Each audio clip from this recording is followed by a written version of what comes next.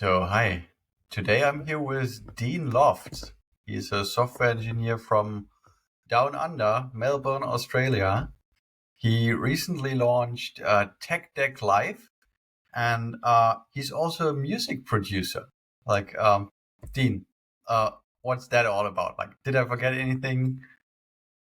Yeah, I produced music I took it seriously from 2006 up until a few years ago. I had to focus on work instead. But I was a hip hop producer. I've produced like a bunch of different artists. One of our songs actually got about 300,000 streams on it, so wasn't too bad. It features Method Man from the Wu-Tang Clan. So yeah, it was pretty cool experience doing all that. So, what's your professional background then? I'm a DevOps engineer at the moment. I went to school over here in Australia, and then after school I joined the Navy. I was a communications and information systems sailor, so that was basically doing the Navy but doing computers in the Navy, and that's how I knew that I liked tech and what I was good at. I did a lot of work with radio communications, satellite communications, and we looked after all the computer networks on the ship there as well. After that, I moved into desktop support. Um, I contracted for defence in Australia, and that's what I did there. And eventually, I worked my way up to become a network administrator, and then I was doing systems administration after that as well, and then eventually DevOps. Throughout my career, I've worked for defence. That was primarily where I worked, but I also did a bit of time in mining oil and gas, which was interesting. I looked after some of the mining villages up north in Australia there, and we used to design and roll out the GPON network systems. So we would do their internet and entertainment systems as well. It was pretty cool. It was a very good business until Netflix and better internet came around. Yeah, I see. Yeah, That's like pretty much stuff, like a lot of stations, a lot of variety of experience there. So, what's the tech stack you're working right now with mostly? At the moment, my work tech stack is Rails, Postgres, AWS, GitHub, Redis, and we sort of do the typical Rails thing. In my own projects, I'm using newer stuff, so I'm using Rails 8. Solid Queue is their new queuing system that just uses disk only, and I'm using that along with Mission Control, and SQLite is my database as well. So I did spend some time in TypeScript with Cloudflare and Workers.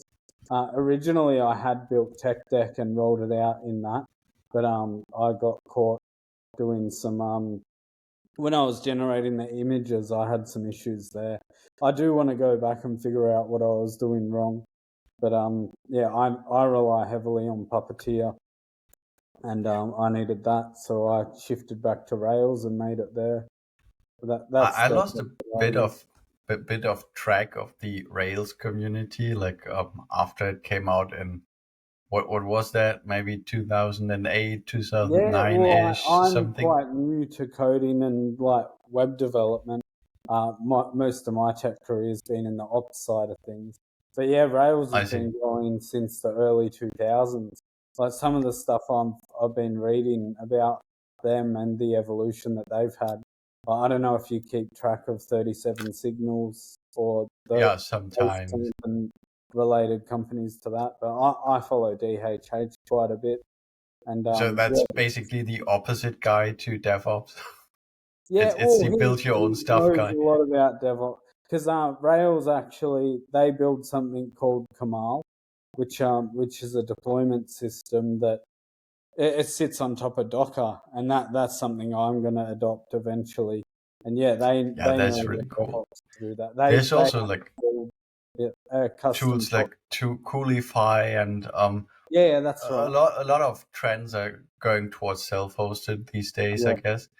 But like regarding the Rails topic, I think Rails, just like PHP and maybe Django on Python, Yep. you would say that's boring tech, but it's battle tested. It's Yeah, that's rock right. Yeah, solid, and and it's. I yeah. mean, people said it's dead like for 10 years now. So what's your take on that? Why do you Um, still, or why do you rely on these kind of well, technology? the problem is that the reason I moved to Cloudflare and TypeScript in the first place with Astro is because when I was using Rails, it felt like driving a semi trailer. Like, no matter if I was going down to the grocery store, I wouldn't take a semi trailer. So Yeah, if I'm developing an application, then why would I? And that was the issue when you had to bring things like Postgres and Redis with you. Then it starts to get a bit too much work to be worthwhile. That's where the new version of Rails is good because I can just have a single server or a single node server, and everything just runs on there. And because it's all disk based, I can scale it vertically, and then I just don't have to think about a lot of things. I've got workers and jobs and scheduling all running without any external dependencies. And that's the kind of benefit that I was getting when I was looking at Cloudflare and TypeScript. I just really didn't like the development experience with Cloudflare. Wrangler made it really difficult. oh really? Yeah, like it's good in most things, but like, say for example, you have 3 or 4 workers and you want a local database shared between them all, it gets really complicated there. They all seem to have their own local database, and I see. if you use Puppeteer, you have to use a remote flag to develop with it. And I think a lot of it might have been a skill issue, but I just felt so lost trying to figure out the right way to do all that. Yeah, I think the deal with Wrangler and all these serverless platforms is you're very quick to set up like an initial Yeah, that's project, a right. small API or whatever. Yeah, But when things just start becoming more complex, yeah. Well, the and it issues turns start out evolving.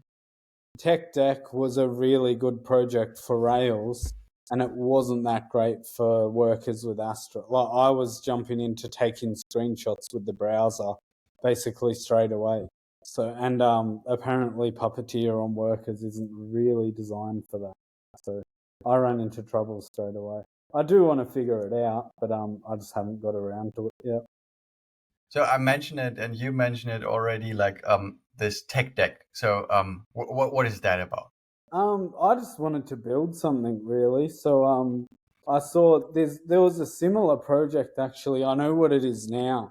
It's called Teapot Mon, and in a way, I almost stole their idea, but I stumbled onto that ages ago, and then I couldn't find it again, and I sort of had some ideas about things I wanted to build that were similar to it, and I ended up putting Tech Deck together, which is a lot different to what he was doing, but mine sort of focused on an automatic like link tree page almost. Like the only input in for Tech Deck is the username, and the idea is the rest of Like it. a handle on X? Yeah, that's right. And from your handle, you get a useful profile generated. That's the initial goal for Tech Deck. And So how's that profile generated? so basically, I pull in the handle. And then before Twitter decided to change their API rules recently, I used a third-party vendor called socialdata.tools, and I would take the profile details and then pass them into what I needed. And then I would then again search for like their recent tweets and their replies, and I would generate a bit of a profile based on what they had in their bio and how they posted, and it came up with the profile from there. So I use Google Gemini and Okay. the Flash model, and yeah, basically I just send all the data in and say, give me these outputs based on this information, and then the rest is from Gemini. So So that's how. you basically put your Twitter handle in or X handle in there, then it Yeah, grabs your tweets, grabs yeah, your replies, grabs your bio information, and yeah, then use AI to actually expand the profile and Yeah, make that's a right. beautiful card, right? Yeah, and that's the idea. And I'll have like a JSON endpoint from there as well, because I know when vibe coding games was a big thing. Hmm. One of the things Like I Fly realized, Peter. yeah, that was a cool project. One of the Yeah. things I realized when I wanted to vibe code a game was that I needed assets, I needed characters, I needed all this stuff that I didn't just have on hand. So I thought maybe tech deck can be like something I use for that as well. So if I do want to create a game, I've already got all these characters. So all of my characters in a game from now will be based on whoever's in tech deck, and So it's I'll have all basically them. like your source for avatars. Yeah, that's right. Just a seed to source for that as well. One of the things I'm trying to do in the background, I want to make a card game based on it, and that'll be I like see. the demo of how to use it. But there's you could use it for anything you want. It doesn't actually have that much of a clear purpose. It's more of a reason and an excuse for me to build something. Yeah, I mean, that's the best feeling to get something out of the door, right? Yeah, that's right. And Yeah. because it is actually something half decent now, like I set up the leaderboards there, and I actually find it good to watch that because you can see who's growing quickly, you can see who's popular, and it's not all of Twitter. It's just people that tend to actually have the same interests and are at a reasonably similar skill level too. But I've met some really cool people based on the Twitter circles that I'm around, and Yeah. I they're mean, we people. met on Twitter as well, Yeah, so that's right, and it's people that I probably wouldn't just meet day to day in my normal life. yeah, absolutely. I mean, we would never have met because we are like living on the opposite Yeah, side of the exactly. world, Yeah, actually. So yeah, I mean, networking is important. yeah, Um, and like, how much time did you put into tech deck to make take it look like it looks now? probably way more than I should have, but I've been at it for months really. Okay. But mostly because I at work like I do DevOps, but I also want to be able to do the full stack engineering as well. So as part of learning this, I just wanted to build something, and for months I got nothing up, and that's where I was stuffing around with Cloudflare and Astro. So if you count that time, then I might have been at Tech Deck for like 3 to 6 months. But Ah, okay. this recent Rails build has been more like 1 month because I pulled everything apart and rebuilt it properly. And because I already know how it works, rebuilding it in Rails wasn't that challenging. I mean, that's probably an important learning. I mean, not that Cloudflare is bad, not that TypeScript is bad, but if your goal is to ship something, to get something out of the door, probably it's best to stick with the technologies you Yeah, already that's know. right. I think that's the most important learning. Yeah, and So it highlighted how much better I am at Rails than Astro. Well, I love working with Astro, but my skills in Rails, like the 3 years that I've been working in it professionally, it really shows because I've been dealing with Rails problems every day. yeah, absolutely.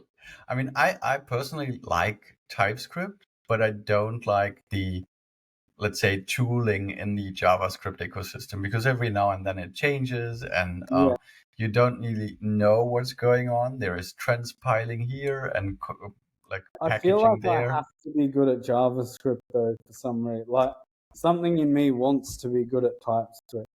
So Yeah, I mean, it's a great language.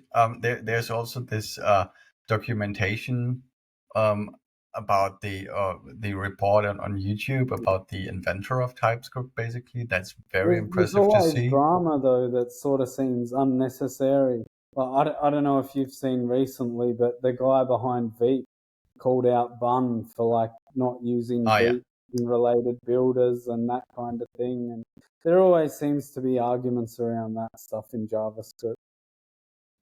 yeah, absolutely. I mean, there's also like not only Boone, there's also Dino. Yeah, that's Um, right, which is meant to be a better version of Node.js or something. Because is that Ryan Dahl? He didn't like the way he originally made Node.js, or which I guess Yeah, lessons learned and everything. I think like probably the most problematic thing about the whole JavaScript ecosystem is that it's lacking a decent standard library. Yeah, And so people invent it all over again and all over again. And because there's it's no not Ruby on standard. Rails for JavaScript. Like Yeah. there's, I think Adonis is pretty close. There's some other frameworks that are close, and I know Hono exists and Workers, but I had to really force it to get the equivalent of Rails into JavaScript. Yeah, absolutely. I mean, there is Next, but this comes with a whole Yeah. different stack of problems. And I mean, it I does have this some weird things thing where really I good. don't use anything Vercel or Vercel related because it feels like it makes things too easy. So I've always avoided Yeah, Vercel, even though they're probably great. But yeah, I don't have that much experience with them. yeah. Okay, that's for the JavaScript brand. Like back to your project, you have like coded the app in Rails. Yeah, it What was. do you use for the front end? It's just Tailwind with Rails views. So everything I use is Rails out of the box as default as I can get it. I Yeah. had to mess around with the Tailwind config.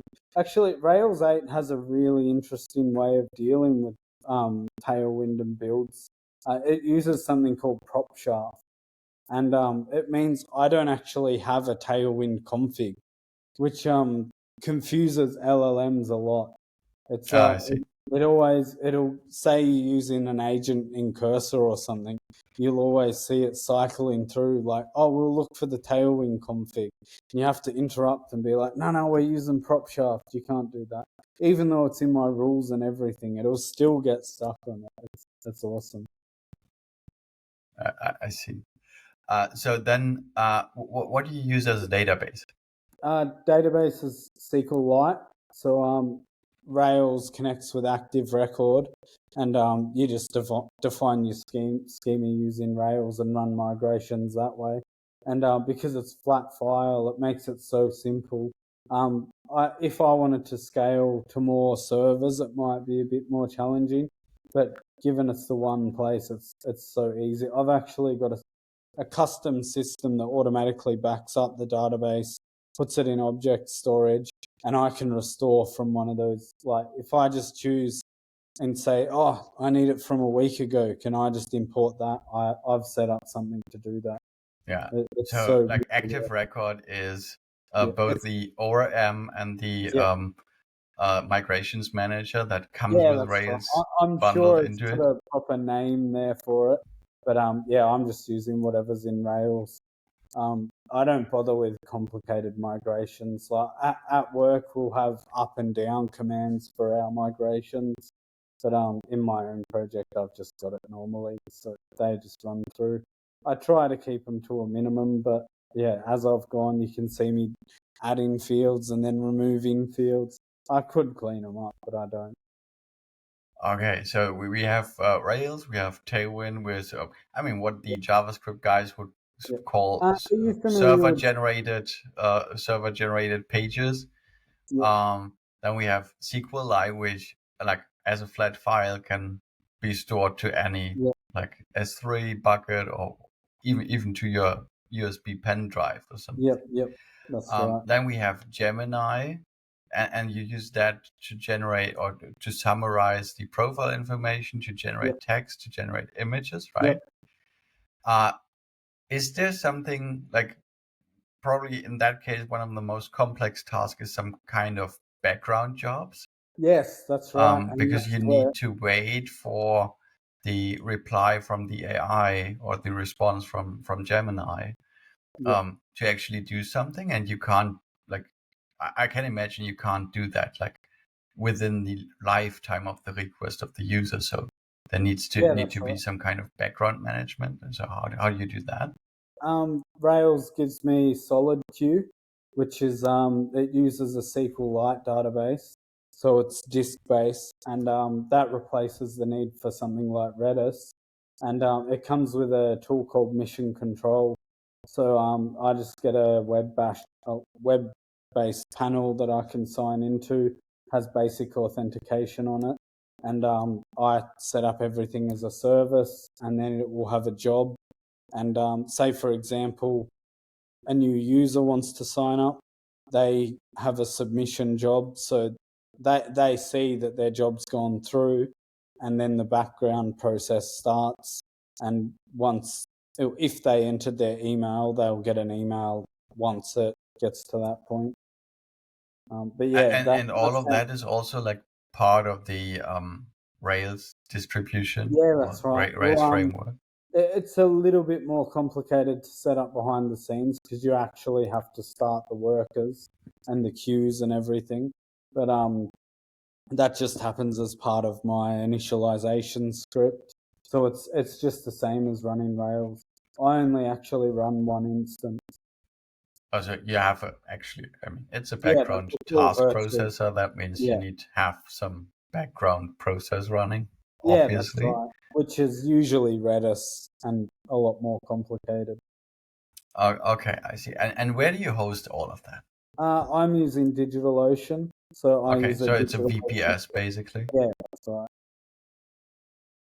So and I mean, you come from a DevOps background, so Yeah, I think you have probably a very interesting setup on like pushing it's that from your GitHub repository, or yeah. what is Well, it it's workflow there? actually surprisingly simple. Initially, I was using Docker Compose, um, and because of Rails like allowing us to do everything on disk, I just had a couple of like Docker Compose services there, and it all just comes up on the same system. Uh, I am using Kamal now, which adds a proxy between the server and the rest of it. And that's what Basecamp or 37 Signals maintains that. And yeah, it makes deployment so simple. Like I can run basically if I give it a server with SSH keys, I can run Kamal setup and it sets up the server for me, and then I can run Kamal deploy, and as long as the config's correct, it'll deploy properly, and it works so good. And you can set that up with GitHub Actions and Did CI you do that? and CD as well. So I do have all that set up, and it is my configuration's relatively simple. Like it allows you to have hooks, and you can do a lot more complicated things. But given the stack that I work with, it's nice to just be able to leave it empty. So and how much time like do you put into that project right now? Like what is the cost of maintenance, so to say? Well, if you look at my GitHub history, I've sort of been working on it every day for the last 2 or 3 months, just little sort of chunks at a time. I have had downtime as well during that, but yeah, it's probably 2 to 3 hours a day maybe. And then Okay. some weekends I'll be doing like 8 or 10 hour days on it, but then other days I won't touch it or think about it. Okay, thank you. So that's I mean there is a lot of things to learn from that. Yeah, I think the that's most well, and important a one lot we of it's already just said. it's learning and repeating the same things. So Yeah, basically, I'll have something like light mode and dark mode is something that I added recently, and I was able to do that quickly only because I've done that before a couple of times in other yeah, projects. So I knew how to tackle that straight away, and so when someone asked for it, I was like, I can do this quickly. If it was the first time I'd ever done it, I probably couldn't have, but because I knew exactly what I needed to do, I just smashed that out in a single night. yeah. And I think that's also like a good example of the whole point that you're making. Like use the tools that make the things you want easy. Yeah, that's right. Don't go for the latest stuff. Don't doesn't need to be always the Yeah, latest and greatest. Just use battle test technology that you already know, yeah, and then keep your setup simple, right? I mean, Kamal yeah, is a great way to do that. There's also yeah, like other stuff like Coolify or something like that. yeah. Um, And I also, mean, the other thing I try to do a lot of is to use the same technology that I use at work. So because I use Rails at work, it helps me Yeah, to be better at Rails. And not only do I get to use Rails here, but I get to yeah, explore parts of it that I wouldn't be able to at work.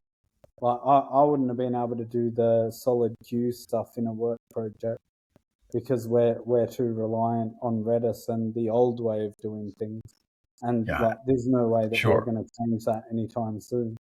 Yeah, love it. I mean, the distinction that you can make is basically broaden your skill, like learning a completely new language or framework for Yeah, a side project, or like go deeper on the skills that you already have.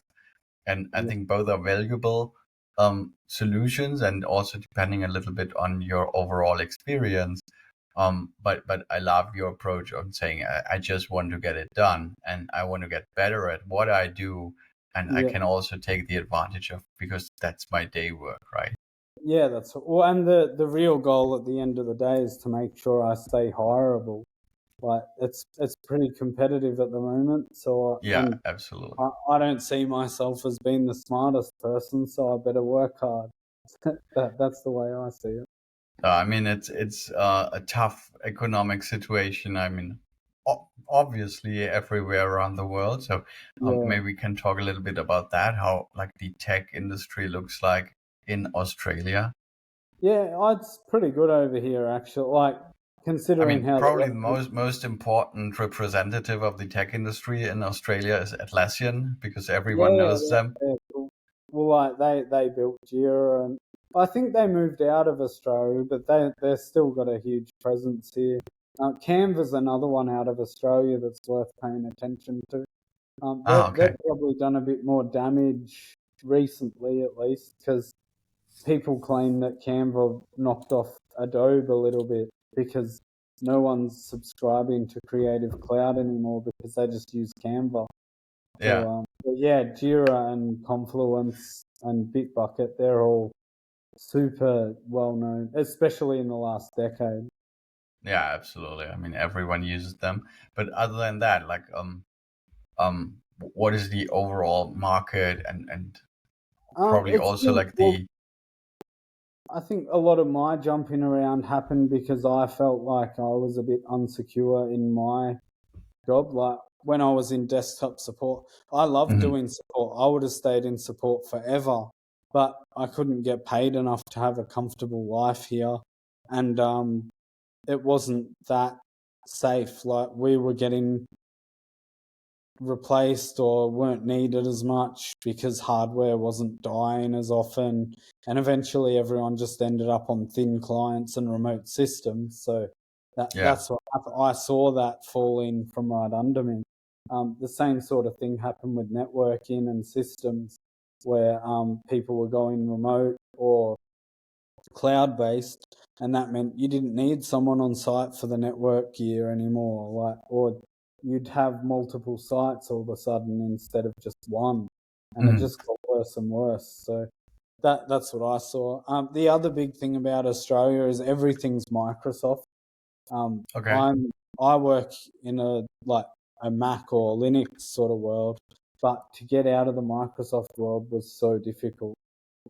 It, and no one would hire you to like if you'd come from Microsoft, they'd be like, "Oh, you don't know this or you don't know that," and it took me forever to convince someone on the Linux side to let me over. so does that also mean that there is a lot more demand like for .NET?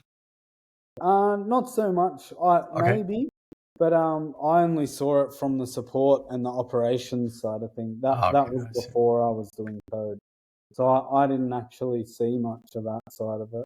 But it was more the systems and for the users and that side of like if a company had 1,000 desktops, they'd all be Windows based, for example, and all the software would be Microsoft related. They'd all use Teams or whatever the equivalent was. So Australia was very Microsoft heavy. Okay, got it. Thank you.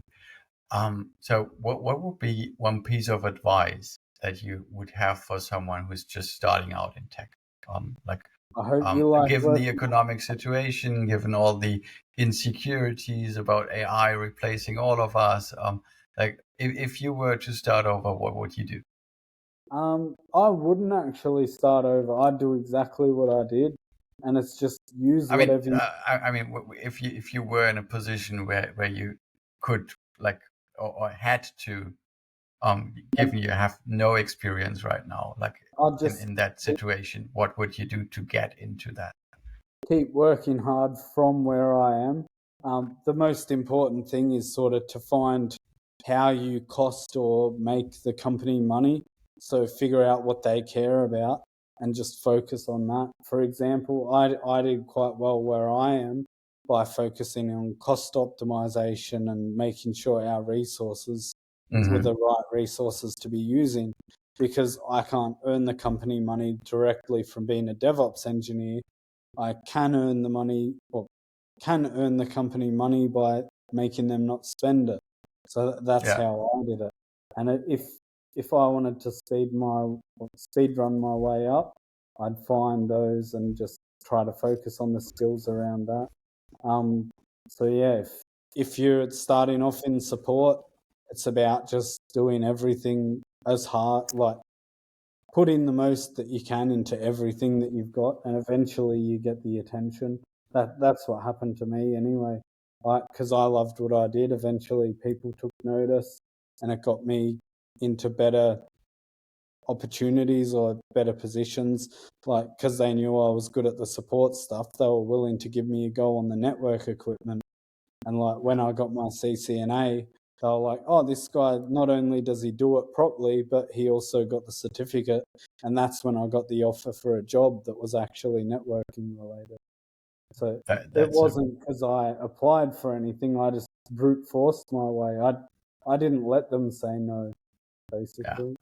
I love it. I mean, that's also like what people say most, like in this kind of situation for giving advice is actually stay as close to the revenue as you can, Yeah, like be it revenue in and of itself, or like be it revenue in terms of cost reduction. That's basically yeah, that's right. the And same page on the balance sheet. And just put the work in and put yourself out. I mean, that yeah, could that's right. Well, and is it fair to it summarize sucks. it that way? What sucks a lot of the time is like in early days, like I can achieve the same level of work as I would be now, but it took me 4 or 5 days to do what it'd take me now in 2 or 3 hours. So Yeah. that's the difference. You just got to push so much harder at the start. And how do you think AI contributes, like this whole vibe coding stuff, and how much do you I don't think know. I that reckon it's contributes to the things being harder right now? yeah. Well, it makes it much harder. That's for sure, because the competition has gone up significantly. Well, I Yeah, know since GPT-3 came out, I've basically been studying and training every day just because I know there's 100,000 other people out there doing exactly the same thing. So you got, I'm a single parent and I've got a kid, so I've got to protect my future a lot more in a way. So I'm going to be yeah, working my ass off. And that's not really something that people had to worry about before AI. yeah, I think that the intensity is going to go up a lot. But then also, so's the opportunity.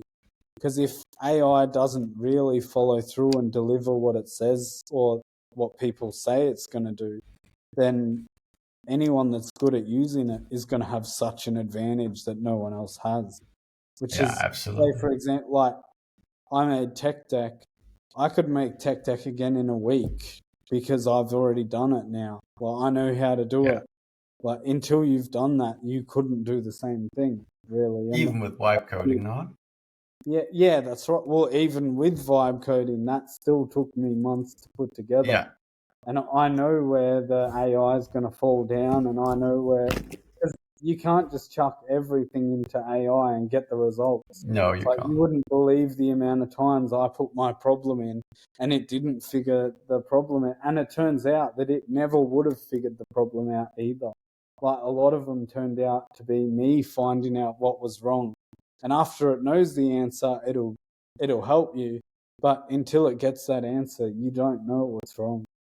Yeah, and I think that's like the interesting part about the whole vibe coding story is that it gives you a completely new skill set as a developer, because Yeah, you were a developer, you were used to getting Jira tasks or something like that yeah, with precise information on what to do, and now you're in a position when you're vibe coding to like come up with new ideas yeah, and then articulate those ideas in a way that an AI can understand it. So basically, the more we are vibe coding as developers, the more we are getting product managers somehow, yeah. right? That's right. Well, I'm actually quite lucky. I've never had a role where I've got to be handed work.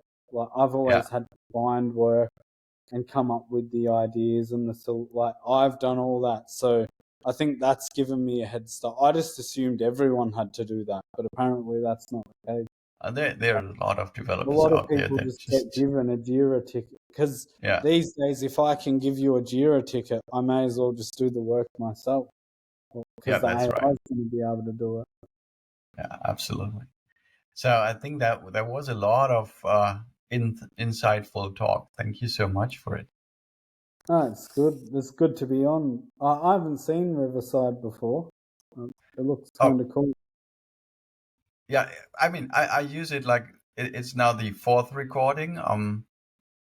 Works quite good, and also it has like AI to do some Yeah, shorts out of whole conversation. So that's very cool.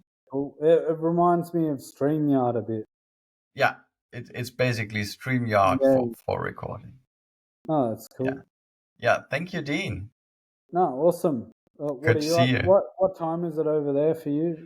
Oh, it's 8:30 in the morning. Oh, okay, cool. So just starting. It's 4:30 Starting the day. p.m. here. So Yeah, so that's you cool. have a little bit of the day ahead.